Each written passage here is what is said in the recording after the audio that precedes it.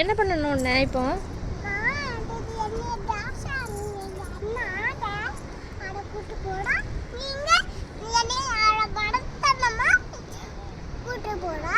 எது கூட்டு போறேன்?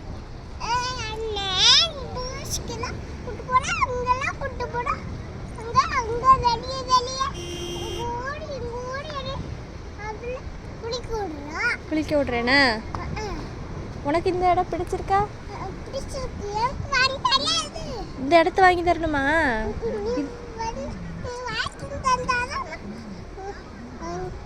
இந்த இடத்தெல்லாம் வாங்க முடியாதுமா.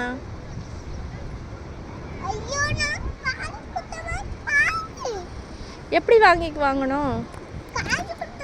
காசு கொடுத்தாலும் தர மாட்டாங்கம்மா.